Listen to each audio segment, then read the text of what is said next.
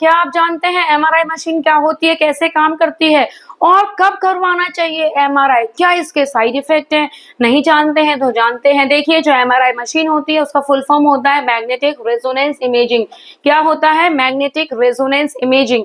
और इसमें ये सबसे ज्यादा मैग्नेटिक फील्ड को प्रोड्यूस करती है, मतलब बहुत स्ट्रॉन्ग मैग्नेटिक फील्ड होता है।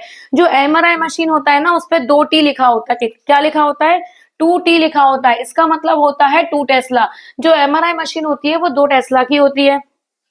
ये क्या काम करने के आती है? एमआरआई मशीन है ना, वो सेफ होती है और पेनलेस होती है और it is used for disease detection, diagnosis, treatment and monitoring. अगर मान लीजिए किसी को ट्यूमर है, किसी को बड़ी प्रॉब्लम है, तो एमआरआई मशीन का वो यूज करता है ट्रीटमेंट के लिए, पता लगाने के लिए कि वो चीज कहाँ है।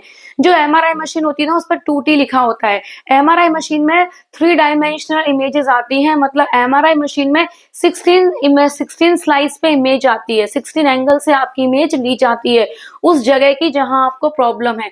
तो 16 तरीके से इसमें इमेज आती है। जो एमआरआई मशीन है उसकी कम से कम जो कीमत होती है वो 2T की होती है, कम से कम 4 से 5 करोड़। और आजकल 4T की भी एमआरआई मशीन आती है और 4 टेस्ला की जो एमआरआई मशीन आती है उसकी जो कीमत होती है वो कम से कम 8 से 10 करोड़ रुपए होती है।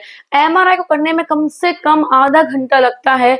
एमआरआई मशीन जो होती है वो सीमेंस कंपनी की भी आती है और आजकल तो नई नई कंपनियों की भी आनी शुरू हो गई है। जो एमआरआई रूम होता है ना, उसमें तो व्हील चेयर भी प्लास्टिक की होती है। जो पेशेंट जब जाएगा अंदर तो व्हील चेयर भी प्लास्टिक की होती है, क्योंकि वहां पे इतना ज्यादा चुंबकीय प्रभाव है कि वो एमआरआई मशीन किसी को भी अपनी तरफ खींच लेता है। तो एमआरआई आपको समझ में आया होगा क्या होता है और ये कैसे काम करता है।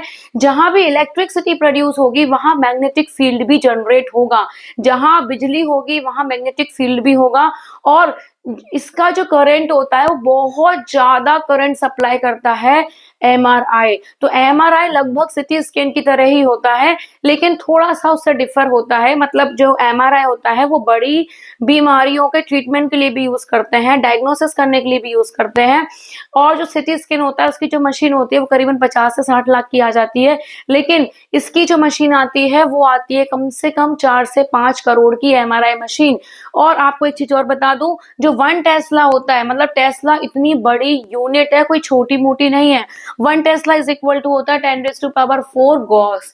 अब आप अंदाजा लगा सकते हो कि टेस्ला कोई छोटा मोटा मात्रक नहीं होता है।